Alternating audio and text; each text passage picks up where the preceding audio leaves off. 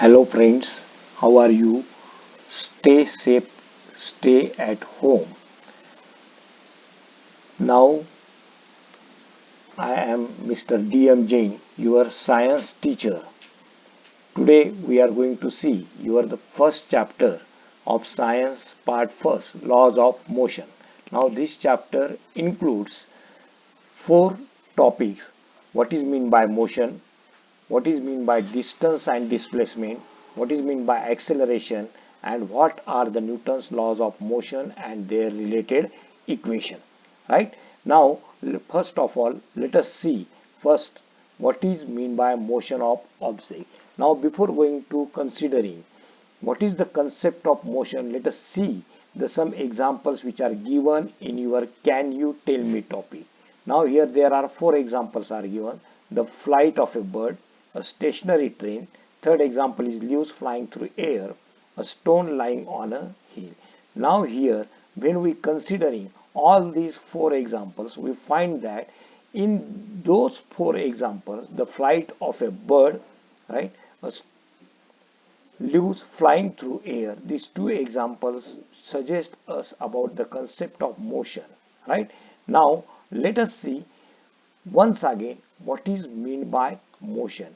Now when we are traveling in a bus, we find that the person sitting next to us is in motion or not. Your answer is that that person is not in motion. But if we observe that person which is sitting near you, and that person is observed by a person which is standing on the road, he found that that person is in motion. Right now from this consideration, we are going to decide when the object is in motion or not. For that purpose, we must consider one thing, that the body is said to be in motion if it changes its position with respect to its surrounding and rest otherwise. This is the definition of motion. Once again let us see what is the definition of motion. Right, if the position of an object is changing with respect to its surrounding, then it is said to be in motion, otherwise it is said to be at rest. This is the definition of motion. Now let us try to understand that motion is a relative concept. Why this is called as motion is a relative concept. Now when we are going to see that why motion is called as relative concept, because motion is related with respect to its surrounding, that is change in the surrounding. If change in the surrounding with respect to object takes place, at that time we find that there is a motion, otherwise that object is said to be at rest. Right now let us see what is the difference between displacement and distance. Now for that purpose, let us see one example which is given in your textbook. Right now this example tells us what is the difference between displacement and distance. Now let us see that example. Now here in this location of the school and house diagram, we find that there is Sheetal and Prashant house, and here Sheetal and Prashant. Here Sheetal went to the school. Now here first Sheetal went to Sangita's house, then Sangita's house to school, and Prashant directly goes to the school. Now here when we are going to see the concept of distance and displacement, distance is nothing but the actual path traveled by the object, actual path traveled by the object. Here the path traveled by Sheetal is 500 meter plus 500 meter plus 1200 meter, that is distance is 1700 meter. While we considering what is meant by displacement, displacement is nothing but the minimum distance or the shortest distance between the initial point and the final point. Right? Now here when we consider this example, Prashant started from his house, goes to the school. The distance between Prashant's house and school is 1300 meter. Right? It means that the distance is 1700 meter while the displacement is 1300 meter.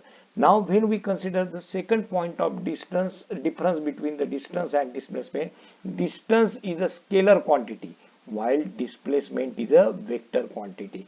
Now let us try to understand what is meant by scalar and vector. Now when we are going to consider the concept of scalar and vector, before going to see that concept, let us consider about second concept, what is meant by speed and velocity. Right? Now here when we are going to consider the speed and velocity, again speed is a scalar quantity, velocity is a vector quantity. Now let us see what is meant by vector quantity and what is meant by scalar quantity. The quantity which is described by magnitude alone, it is called as scalar quantity. The quantity which is described by magnitude alone, it is called as scalar quantity, while the physical quantity which is described by magnitude and direction, it is called as vector. It means that here when magnitude is only given without direction, it is called as scalar quantity, and when magnitude and direction is given, it is called as vector quantity. Now let us see the concept of speed. Now speed is the total distance traveled upon time required. Here the total distance traveled. Now in the last session we see that distance is a scalar quantity. It does not require direction. So speed is also a scalar quantity. Now the distance traveled in a particular direction by an object in unit time is called as its velocity. Now see, the distance which is traveled in a particular direction. Now here magnitude as well as direction is given. So here instead of writing the formula of velocity, instead of writing distance, we use the word velocity is equal to displacement upon time. Now let us see the units of speed and velocity. The units of speed and velocity are the same. In the SI system, the unit is in meter per second, while in CGS system it is centimeter per second. Now speed is related to distance while velocity is related with the displacement, because speed is a scalar quantity and velocity is a vector quantity. Now if the motion is along a straight line, the values of speed and velocities are the same, otherwise they can be different, because velocity is the displacement that occurs in unit time. Now see here the example which is given in 1.1. The description of that example is given. In the first example which is given on first page, the straight line distance between the house of Sheetal and Sangeeta is 500 meters. We observed it in the diagram, right? Sheetal and Sangeeta's house distance is 500 meters, which is denoted by path A, right? Now second thing is given that the distance between Sangeeta's house and school is 1200 meters. Now let us see that once again. The distance between Sangeeta's house and school is 1200 meters, which is given by path B, right?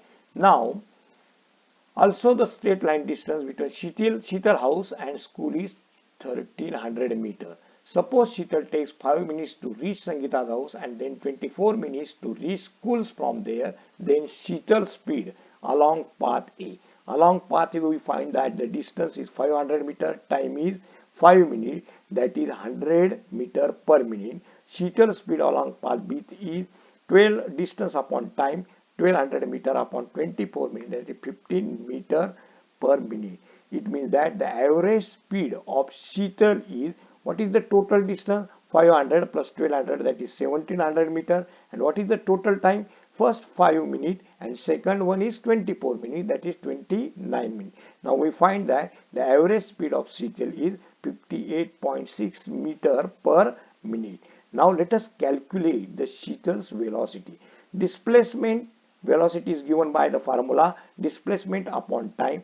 Thus displacement is nothing but the shortest distance between the initial point and final point, that is from Sheetal's house to school it is equal to 1300 meter, and the distance traveled to complete that distance is equal to time required is 29 minutes. This is nothing but the Sheetal's velocity is 44.83 meter per minute, right? Now let us see what will the effect of speed and direction on velocity. There are three examples are given. Now what are that example? Let us see. Sachin is traveling on a motorbike. Explain what will happen in the following event during Sachin's ride. Now for that purpose you have to see the figure 1.3, effect on velocity. Now see, this is the figure, effect on velocity. Now there are three photographs are given. First, what will be effect on the velocity of the motorcycle if its speed increases or decreases but its direction remains unchanged? It means that the bike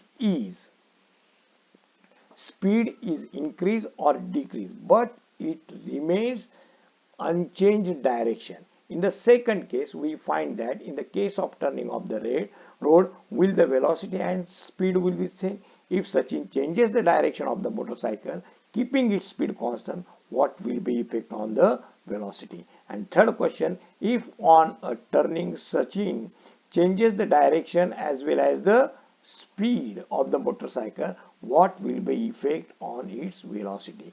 Now from it is clear from the above that velocity depends on speed as well as direction, and that velocity changes by, first thing, changing the speed while keeping the direction same. Second, changing the direction while keeping the speed same.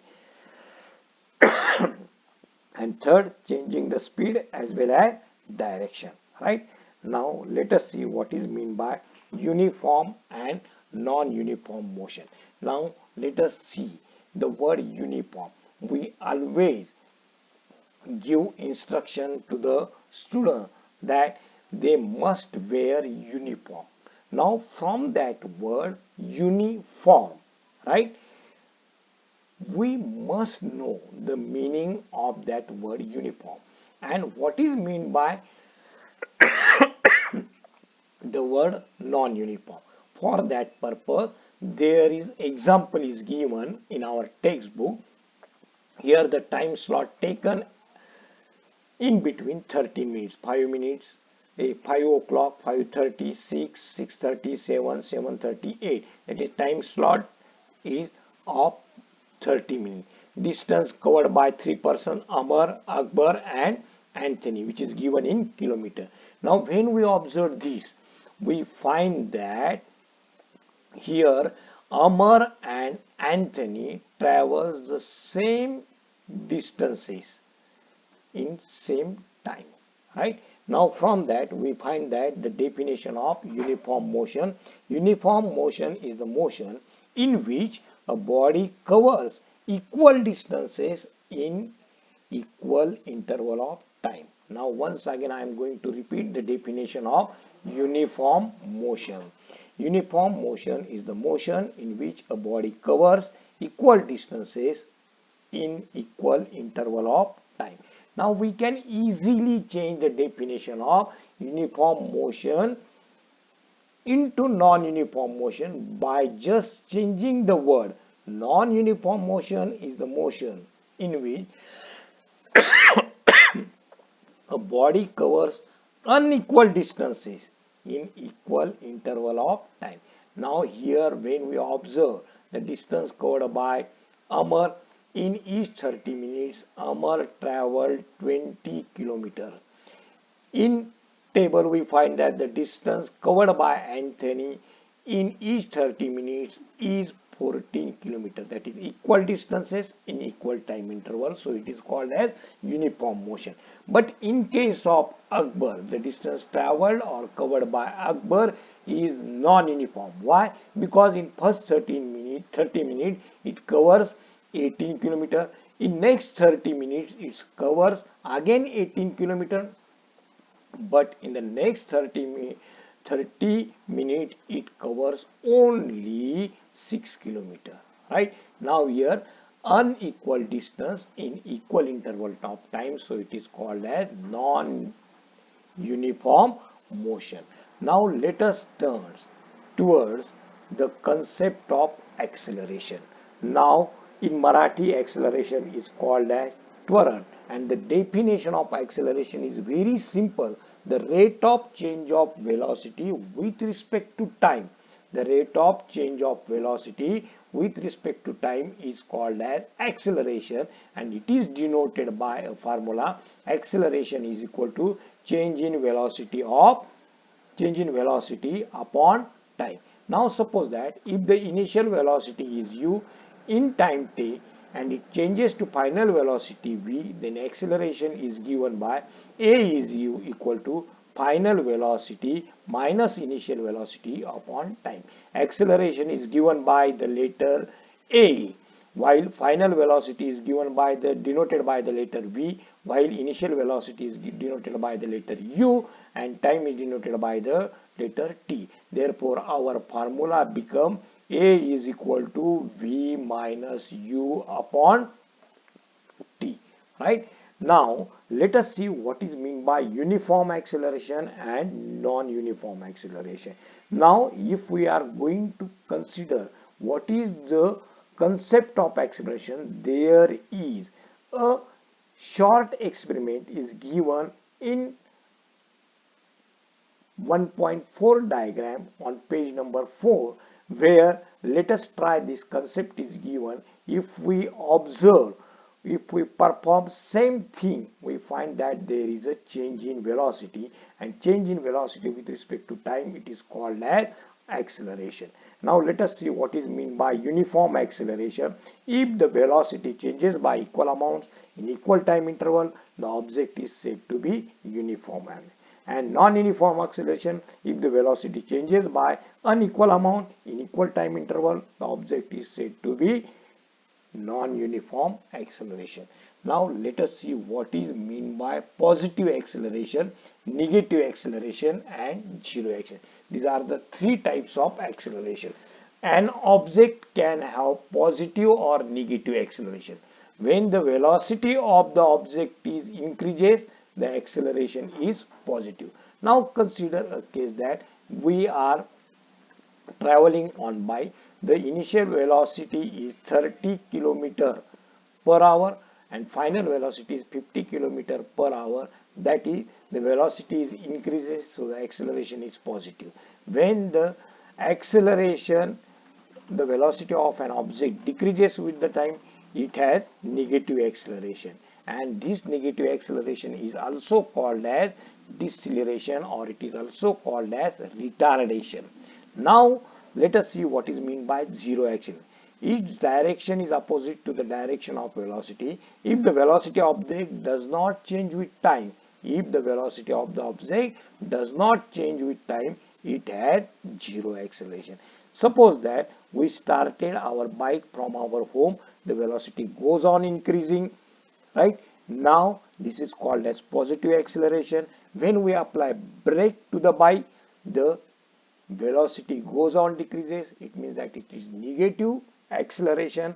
And when there is no change in the velocity with time, it is called as zero acceleration. Right? Now student, now in this lecture we are already cleared number of points. The first point is what is meant by motion.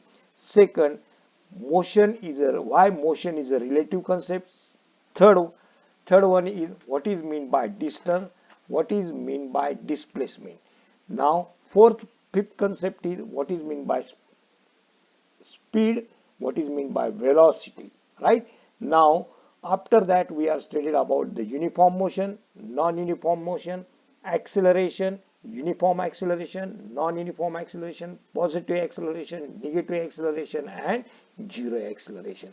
Now, there are some exercise is given to you after that lecture. Thank you.